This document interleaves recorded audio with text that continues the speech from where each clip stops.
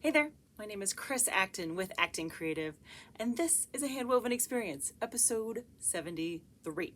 And in this episode, I'm going to talk about direct tie-ups.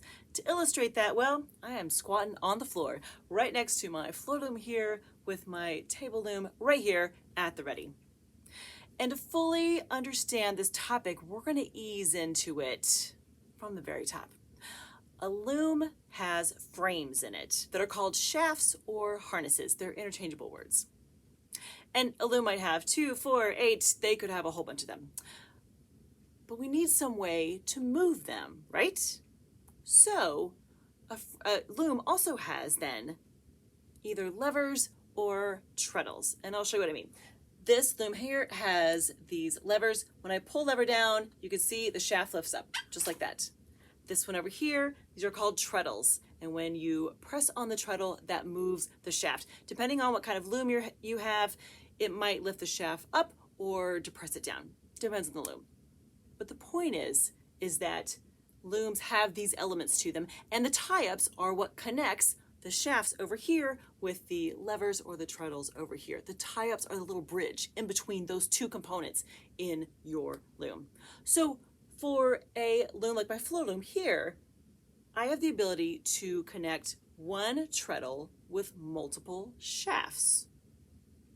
For instance, this treadle right here is connected to shafts 2 and 3 together. For my table loom here, it doesn't have the same ability. It is a 1-to-1 ratio, which is called a direct tie-up, which means in this case that when I pull down this lever here, it is going to lift shaft number 1. If I move over 1, lever number 2 lifts shaft number 2 and 3. You get the idea.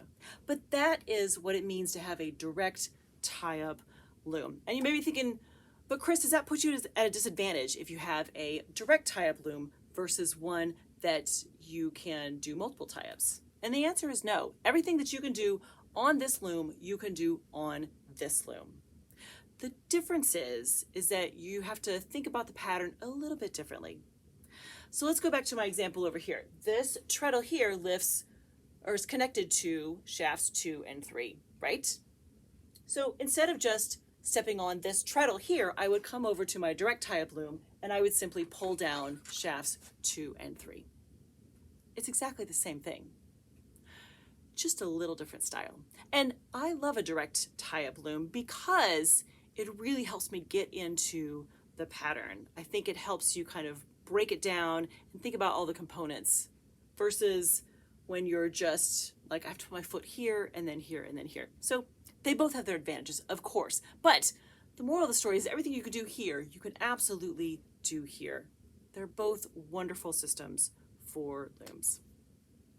So I hope that helped. I hope they give you a little something to chew on as you work on your fabulous weaving project this week. All right, friends, have a good one and happy weaving.